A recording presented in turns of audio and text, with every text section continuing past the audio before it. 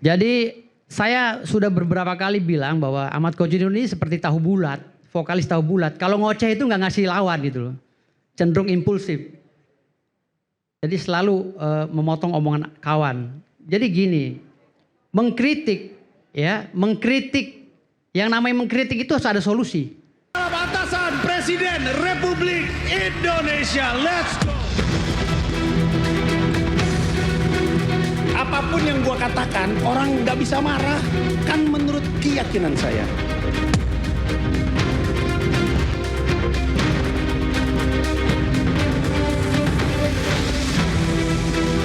Kritik boleh, tetapi harus konstruktif. Saya yang bilang. Nggak masalah, di roasting siapapun nggak masalah. Ada orang yang milih pemimpin berdasarkan ibadahnya. Gue mau memilih pemimpin yang sholatnya nggak pernah bolong. Seakan-akan kalau sholatnya nggak pernah bolong berarti orang baik. Emang iya? Penghinaan terhadap peribadatan agama Islam. Kenapa? Bisa dibilang penistaan. Dapat dibilang itu karena analogi yang tidak apple to apple. Penistaan.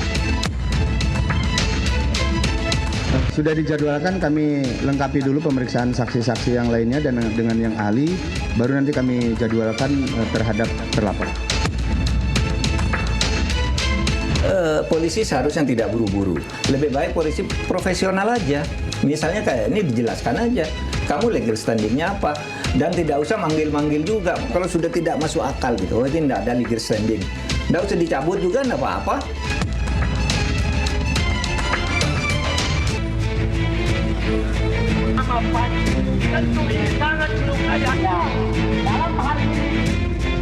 Silahkan stand up komedi untuk mereka mengekspresikan rasa daripada kepewan mereka untuk mengolah kata-kata yang menimbulkan tawa. Namun ibadah jangan dibuat tertawaan. Komedian-komedian materinya dituntut untuk bermoral, sementara pejabat-pejabatnya harus lucu. Dan di mana ulama-ulamanya ngurusin tambang dan para penambang-penambangnya ngurusin negara. Dengan KUHP dan KUHP baru, pengkritik pemerintah seperti Panji Pragiwaksono, kami jamin tidak akan mengalami pemidanaan sewenang-wenang. Yang aneh itu orang berdebat soal selera itu buat apa gitu. Kalau ada yang bilang gua nggak lucu, ya berarti benar untuk dia. Kalau ada yang bilang gua lucu banget, berarti ya juga benar untuk dia gitu. Terima kasih semua, selamat malam.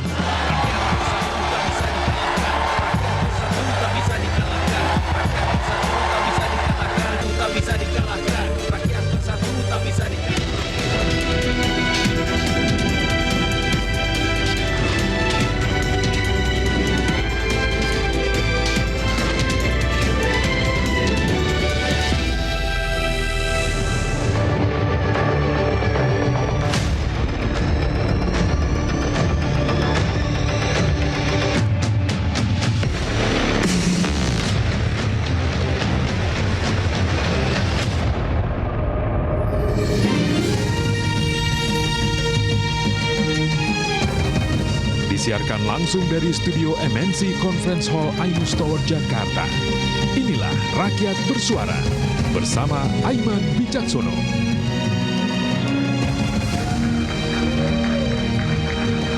Polisi mulai memproses laporan materi stand up Panji Pragiwaksono, panggung komika yang membuat riuh gelak tawa berujung pidana. Jika lawakan Panji dianggap penghinaan dan melanggar etika, apakah masih akan ada canda komika yang kelak mengundang gelak tawa? Saya Aiman Wicaksono, inilah Rakyat Bersuara. Saya akan panggilkan langsung narasumber Rakyat Bersuara pada malam hari ini, pakar hukum tata negara, Bung Ferry Amsari.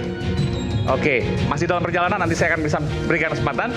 Kemudian pelapor Panji, sekaligus wakil ketua tim pembela ulama dan aktivis, Novel Bamukmin. Bib Novel. Selamat malam, Bib. Silakan. Jadi kemarin udah diperiksa ya? Oke. Kemarin udah diperiksa? Sudah. Oke, Alhamdulillah sudah. Iya. Oke, nanti saya tama. Nanti sudah di-onin kok. Kabar Reskrim Polri 2008-2009, Komisaris Jenderal Polisi Purnawirawan Susno Duaji. Selamat malam, Pak Susno, Jenderal. Selamat malam. Masih bertani? Selamat malam, masih bertani. Semoga kita malam ini tidak jadi pelucu juga ya. Gimana? Silakan, Pak Susno. Kemudian Presiden Petisi Ahli, Bung Pitra Romadoni. Selamat malam, Pak Presiden Petisi Ahli. Ya. Jadi jangan dipotong, kalau dipotong artinya beda. Presiden Petisi Ahli. Ya, siap Bang. Silakan. Adinda Pitra, bunga apa nih? Ini bunga yang Bang Susno tanam saya ambil. Nah, merah atau merah? Nah, itu dia adikku. Kenapa Pak Susno kalau merah? Kalau merah, dia berarti akan keras. Ya. Udah tahu abang kita. Iya, masa adiknya nggak tahu. Tim Advokasi Anti Kriminalisasi Akademisi dan Aktivis, Bung Ahmad Hosinuddin. Selamat malam, Bung Hosin. Kalau di luar topik ini, Anda dilaporin juga? Iya, sohibnya beliau ini melaporkan saya. Jadi memang pakarnya lapor-melapor sahabat saya ini. Sohibnya? Lebih siapa maksudnya? Bang Novel Bamukni ini kan sahabat saya dari TPUA. Yang ngelaporin? Rekannya, ketuanya Egy Sujana sama Damyari Lubis ngelaporin saya. Memang spesial lapor-melapor memang. Sebentar, saya mau dengar. Tapi kabarnya besok atau lusa saya nggak tahu. Mau ngelaporin lagi? Laporin, ya kita tinggal lihat lah. Soalnya saya tunggu instruksi beliau gitu. Bukan di TPUA ya? Lapor. Ini kalau soal kasus ijazah Pak Jokowi udah pabeliet kalau orang udah bilang. Jadi bingung, yang ini lapor. Nggak selesai. Oke. Sekjen Pradi Bersatu, Bung Ade Darmawan. Selamat malam, Bung Ade. Waalaikumsalam warahmatullahi wabarakatuh. Apa kabar? Silakan, Bung Ade. Kemudian pakar komunikasi politik Bung Emrus Siombing. Selamat malam, Bung Emrus. Kemudian stand up komika Bung Semi, not a slim boy. Ini bukan ini lah, emang namanya not a slim boy ya. Ini nggak ada kaitan ke fisik dan sebagainya ya, bener loh. Kemudian Direktur Eksekutif LBH Jokowi Perkasa, Bung Firdaus Wiwobo. Selamat malam. Baik, nanti kita akan tunggu Bung Ferry di sini. Saya ingin langsung ke Bung Novel Bamukmin, Bib Novel. Ya, gimana? Jadi kemarin diperiksa atas laporan Anda. Saya ingin tanya dulu, ada berapa pelaporan? Kalau dihitung saya lebih dari 10. Karena saya bilang saya yang 10. Bukan, masih ada banyak lagi. Bahkan masih ada yang melapor lagi. Panji lebih dari 10? Dari 10. Begitu kita bicara dengan Kanit, Pak Roni. Oke, di Polda nih ya? Polda Metro Jaya kemarin setelah pemeriksaan kita agak bincang-bincang dikit, ngobrol-ngobrol dikit tentang langkah ke depannya. Hafal nggak siapa aja 10 itu? Atau berapa kurang yang hafal? Saya nggak tahu. Jadi yang Bib Novel tahu siapa aja? Yang pertama saja yang mengatasnamakan tadinya NU dan Muhammadiyah, itu aja yang saya tahu. Muhammadiyah, ada juga beberapa yang dari kalangan. Tapi Muhammadiyah NU-nya kan udah nggak ngakuin. Iya, tapi kemarin 2 hari setelah saya lapor 3 hari saya lapor API, Advokat Persaudaraan Islam itu melaporkan. Oke. Karena memang sebelumnya saya jelaskan bahwa saya membaca edaran dari Front Persaudaraan Islam itu sudah memberikan toleransi kepada Panji untuk selama 2 kali 24 jam untuk mengklarifikasi dan meminta maaf kepada umat Islam karena persoalan ini gaduh. Persoalan ini ramai sehingga laporan demi laporan masih berjalan terus dan Polda sampai saat ini masih menerima laporan-laporan itu. Dan seluruh laporan tadi 10 tadi lebih dari 10? Lebih dari 10. Itu kaitan ke penodaan agama? Kaitannya semuanya penodaan agama. Penodaan agama ya? Iya, dugaan penodaan. Oke, saya ingin tanya kepada Anda langsung. Di bagian mana yang menurut Anda itu penodaan agama? Silakan. Jadi kalau boleh saya silakan. Baca ini. Ya. Karena kan kata per kata ya. Iya. Ada beberapa berarti ya? Ada 5 kalimat. Oke. Ada 5 poin. 1. Di sini saya jabarin satu-satu. Oke, silakan. Poin yang pertama atau nomor pertama, memang harus diakui alasan kita pilih pemimpin harus lebih baik. Soalnya alasan itu aneh-aneh. Jadi alasan itu aneh-aneh. Apa itunya? Ada orang pilih pemimpin berdasarkan ibadahnya. Gua mau milih yang sholatnya nggak pernah bolong. Gua mau milih pemimpin yang sholatnya nggak pernah bolong. Kemudian poin yang ketiga, seakan-akan kalau sholatnya nggak pernah bolong berarti orang baik. Emang iya, orang rajin. Kemudian yang keempat, emang sholat nggak pernah bolong otomatis baik? Enggak, rajin. Yang kelima, para penumpang yang terhormat, kita sedang mengalami turbulensi akibat gangguan cuaca. Harap longgarkan sabuk pengaman dan rapatkan saf. Kita salat safar berjamaah demi keselamatan perjalanan. Ini ada 5 poin yang kita jabarkan per kata demi per kata. Ngajak sholat safar. Iya, yang nomor 5. Oke, saya langsung masuk ke poin 5 dulu. Ya. Penodaan yang poin 5 di mana? Yang 5 ini kita masih pertimbangkan. Begitu juga saya ditanya oleh penyidik. Ini saya masih pertimbangkan. Oh, mau ditarik apa enggak? Ya, Oke. tapi kalau yang 1 ke 2 itu satu paket, 3 dan keempat satu paket. Oke, 1 ke 2 diulangi coba. Mohon maaf. 1 ke 2 yang kita ambil adalah alasan lu aneh-aneh. Alasan apa yang aneh-aneh? Yaitu memimpin berdasarkan ibadahnya. Apa yang saya simpulkan, apa yang saya rangkumkan, bahwa orang yang milih pemimpin berdasarkan ibadahnya itu aneh. Itu Sangat pengertian dari pengertian Oke. yang saya sampaikan kepada penyidik. Coba ulang lagi, gimana? Jadi dengan orang yang memilih pemimpin berdasarkan ibadahnya itu aneh. Enggak, kalimatnya gimana? Kalau kalimatnya soalnya alasan lu aneh-aneh. Soalnya alasan lu aneh-aneh. Lu Milih aneh-aneh. maksudnya, untuk milih maksudnya ini. Iya. Konteksnya milih ya. Iya. Oke. Karena kan kita pilih pemimpin, karena dari kata-kata depan memang harus diakui alasan kita pilih pemimpin harus lebih baik. Soalnya alasan lu aneh-aneh. Poin kedua yang kita jabarkan lagi, ada orang milih pemimpin berdasarkan ibadahnya. Tuh, jadi ada orang memilih pemimpin berdasarkan ibadahnya menurut apa yang saya simpulkan aneh. Kalau memimpin orang karena ibadahnya aneh. Itu 1 poin. Itu kalimat pertama dan kalimat kedua nyambung. Nyambung. Bisa disetel lagi itu rekamannya nyambung. Kalau yang kelima ini berbeda. Nanti yang kelima ini poin agak dulu. misah. Ya. Ada yang mau ditanggapi mungkin Pak Susno atau Bung Hosin, silakan. Baik, bismillahirrahmanirrahim. Yang pertama saya ingin tegaskan bahwa setiap kita seorang muslim itu dalam bertindak berucap terikat dengan dalil syara. Tidak ada kebebasan yang tanpa nilai. Makanya dalam Islam kita mengenal kaidah al-aslu fi af'ali litakidi bi hukmi syar'i. Setiap amal seorang hamba itu terikat dengan dalil syara. Kita tidak boleh melakukan sesuatu sebelum jelas bagi kita apakah hukumnya wajib, sunnah, haram, makruh, halal. Ini yang kemudian oleh Imam Asy-Syafi'i disebut al-ahkam al-khamsah. Nah, masuk kepada materi yang sebenarnya itu dilarang kemudian kita tetap lakukan, maka ada 2 konsekuensi. Pertama, jika kita mengerti itu dan tetap kita langgar, maksiat.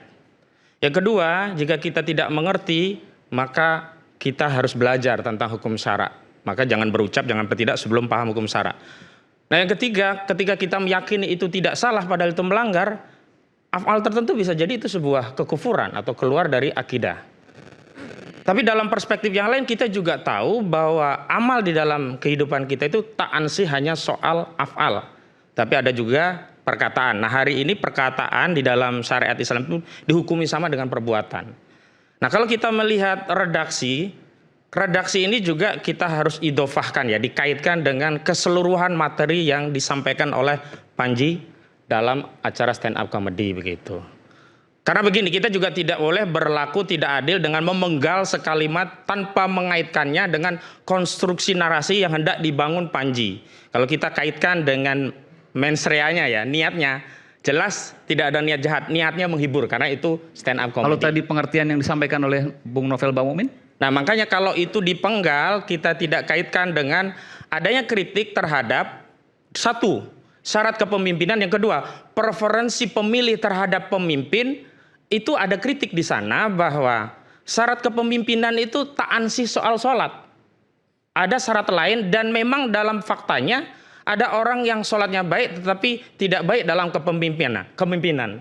Meskipun fakta orang tidak baik sholat itu bukan juga norma, tetap saja itu tidak menggugur kewajiban sholat.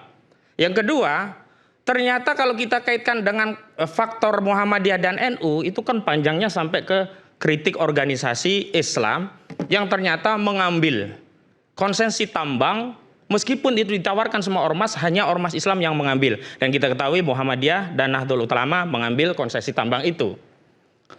Nah, selain kita membaca tentang redaksi yang tadi penggalannya, kita juga membaca keseluruhan redaksi di mana Panji itu sebenarnya galau. Galau kenapa agama yang begitu bagus, yakni Islam, tidak diposisikan untuk ditegakkan dalam rangka mengkontrol kekuasaan. Padahal di dalam Islam ada perintah dakwah. Dan diantaranya adalah dakwah amar ma'ruf nahi mungkar. Dan bahkan dalam konteks dakwah amar ma'ruf mungkar itu ada dakwah yang spesifikasinya paling tinggi. Yakni apa yang disebut dengan muhasabah lil hukam. Mengoreksi penguasa.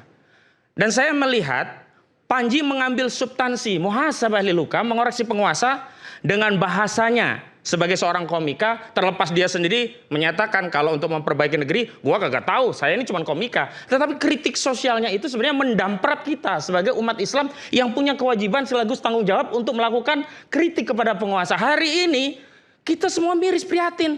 Turunnya komika mengambil materi tentang kekuasaan, itu berarti ada yang salah dalam negara kita. Semestinya komika yang ngambil materi lucu tentang buah-buahan, sayur-sayuran, paling tinggi gosip tentang artis, itu udah ketawa terbelalak. Tapi kenapa hari ini sampai masuk kepada substansi kekuasaan? Artinya apa? Ada value keadilan di tengah rakyat yang hari ini teralienasi. Tidak ada pembelanya. Sampai-sampai komika turun gunung. Kemana ulama kita? Kemana DPR kita? Kemana mereka yang selama ini bertindak untuk dan atas nama rakyat? Yang hari ini ketika melihat anomali-anomali kekuasaan, diam. Dan memang resiko mengontrol, mengoreksi penguasa itu besar. Bisa penjara. Berbeda dengan resiko hanya melaporkan komika. Tidak ada resiko penjara. Bahkan ditegaskan, Abdul jihad kalimatul haq indah sultanin jair. Seutama-utamanya jihad itu adalah kalimat hak yang disampaikan di hadapan penguasa yang zalim. Dan secara substansi, saya salut pada Panji, dia telah menyampaikan kalimat hak di hadapan penguasa yang zalim. Dan sebenarnya repetisi yang dia sampaikan terkait substansi itu adalah fakta yang tidak bisa dibantah. Misalnya dia katakan presiden kita penculik, polisi kita pembunuh, tentara kita berpolitik, wakil presiden kita Gibran. Apakah ada salah dalam redaksi itu? Tidak. Bahwa ada yang tertampar dengan narasi itu benar. Berarti benar kritiknya, ada yang perlu diperbaiki. Dan saya sampaikan satu hal lagi. Iya. Ketika ada elemen warga negara yang mengkritik kekuasaan dengan gayanya masing-masing, berarti elemen anak bangsa ini peduli dan mencintai negeri ini. Saya salut dulu Panji, dia tidak mengambil pilihan misalnya, gua kabur dulu aja deh ke luar negeri, peduli setan Indonesia seperti apa. Tapi tetap saya ingatkan kepada Panji, juga komika-komika yang lainnya, agama apapun, ibadah apapun, termasuk sholat, termasuk pergi ke gereja, ibadah gereja, bukan materi candaan. Ini yang membuat apresiasi kepada Panji yang sebenarnya harusnya luar biasa, itu terkoreksi. Tapi pada saat yang sama, kita juga tidak boleh mendelegitimasi berbagai hal-hal yang itu ma'ruf dalam konteks Islam hanya dengan satu titik bahasa kalimat yang sebenarnya di balik ini ada bahaya yang besar. Apa bahayanya? Tidak ada insentif bagi setiap rakyat untuk melakukan kritik pada penguasa. Karena apa? Nanti kalau kita kritik bisa dipenjara. Panji saja yang pakai bahasa komunika dipenjara. Lalu kemana rakyat ini diwakili? Anggota DPR saja semuanya pada diam. Gak ada teori trias politika.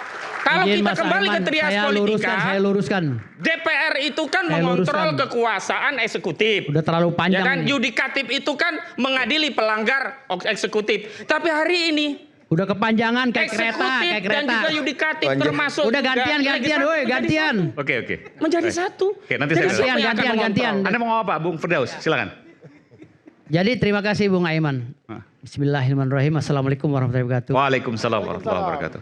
Jadi saya sudah beberapa kali bilang bahwa Ahmad Khojinuddin ini seperti tahu bulat, vokalis tahu bulat. Kalau ngoceh itu nggak ngasih lawan gitu loh. Cenderung impulsif. Jadi selalu memotong omongan kawan. Jadi gini, mengkritik yang namanya mengkritik itu harus ada solusi. Silakan dengan metode apapun mengkritik boleh. Mau pakai cara dakwah, cara apapun boleh. cara lelucuan boleh. Tetapi habis mengkritik ini, setelah menghina orang, solusinya apa? Solusi. Ya. Dan mengkritik dicampur dengan lawakan itu juga nggak bagus. Oke, boleh nggak? Bentar saya. Ya. Kritik harus ada solusi. Nanti saya berikan kesempatan lagi. Ada dua hal yang berbeda ya. Kritik satu hal, rekomendasi solusi hal yang lain. Pertama, kita memilih pemimpin kita itu untuk melakukan dua hal sekaligus. Mengevaluasi masalah, menetapkan masalah, sekaligus memberikan solusi. Dan dia eksekusi solusi itu untuk kepentingan publik. Hari ini kita bukan bagian dari pemerintah, tetapi konstitusi kita memberikan wewenang kepada kita untuk terlibat dalam rangka untuk mengontrol. Dan dalam hal ini salah satunya kritik. Kritik itu bukan pekerjaan mudah.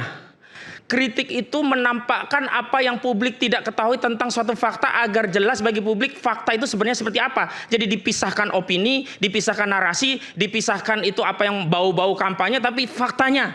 Dan yang kedua, kalau bicara solusi, ada dua hal. Pertama, solusi itu sebagai rekomendasi dari rakyat. Yang kedua, solusi sebagai keputusan politik dari kekuasaan untuk dieksekusi. Masalahnya Kalau kita Panji itu bicara multitafsir, nggak ada solusi. Boleh saya lanjutkan? Dia nggak ada solusi, dia nggak memberi solusi, tapi lebih menghina gitu. Oke, silakan. Yang kedua, kalau dalam konteks solusi, Panji mengatakan bahwa dia komika. Saya tidak bisa memberikan solusi bagaimana bangsa ini menjadi lebih baik. Dia hanya memotret fakta keadaan negeri ini menurut dia bermasalah, dan memang seperti itu. Nah, kalau hari ini kita memang konsisten menjadi bagian negara ini ingin memperbaiki, oke, kita berbagi tugas, biarkan Panji yang mengkritik, lalu kita sampaikan solusi. Dan kalau saya ditanya solusinya apa? Jelas.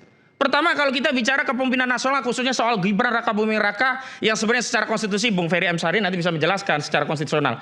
Dia itu kan belum balik secara konstitusi. Kalau secara agama Islam, balik itu sudah mimpi basah, itu sudah balik. Kenapa? Belum berusia 40 tahun dan sudah diatur 169 Undang-Undang Pemilu. Tetapi praktik konstitusi sudah kita, memutuskan, Bang. sebentar, Jadi saya kita jangan lanjutkan. balik ke sana.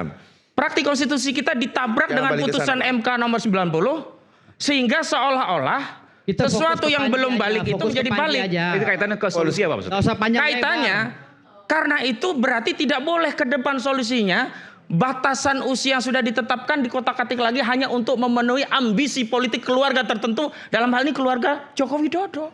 Itu adalah solusi. Ini yang Dan saya kita anggap, tahu sebentar, itu sebentar. Gini, ini berarti saya- rekomendasinya Bangkus di ini DPR. Karena banyak apa? DPR itu menjurus bisa kepada melakukan Mas Gibran saja. legislative review. Yang saya sampaikan Sebentar, bahwa Bung Adi, sudah saya ada lanjutkan putusan dulu. MK. Saya teruskan dulu. Ya, Karena saya diminta solusi. Nah, kalau MK itu kan sudah final and binding, nggak bisa diapa-apain. Itu, dijawab. Makanya bisa dievaluasi melalui legislative review. Ya ini ada di DPR. Maka DPR ini mendapat pesan publik harus memastikan bahwa syarat yang limitatif tidak diotak-atik. Kenapa? Wong putusan MK yang lain kemudian dibikin undang-undang lagi oleh DPR aja bisa. Kenapa untuk urusan ini nggak bisa? Balik lagi kehendak politik dari DPR seperti apa? Problemnya hari ini kita rakyat tidak terwakili oleh DPR, malah kita lebih terwakili oleh Panji. Demikian. Bang Aiman, terima kasih. Yang pertama, saya menilai Ahmad Khojidoul ini terlalu naif dan munafik, ya. Padahal dia mengaku-ngaku sebagai penceramah dan ustadz. Akan tetapi ketika ada umat manusia yang memperjuangkan agamanya, dia tidak mendukung itu. Sehingga dipertanyakan ini, tujuan dan motivasi yang bersangkutan apakah memang tetap istiqomah di dalam memperjuangkan agama Islam atau tidak. Saya Terus yang kedua, tersinggung diam karena dulu. ini Saya serangan tidak pribadi. bantah Anda tadi. Anda Harusnya diam dulu. fokus kepada materi. Anda diam dulu. Saya komitmen. Anda diam karena dulu. hadir di Saya sini karena tadi saya saudara punya bicara, pandangan. saya diam. Bahwa pandangan Ya, saya berbeda nggak terus saya apa-apa. kita Silakan, lanjutkan, tapi jangan Bang serang Aiman, pribadi. ya. Kita kembali saat lagi, tetap Bukan. bersama kami di Sebentar. Rakyat Bersuara. Saat lagi nanti. Oke.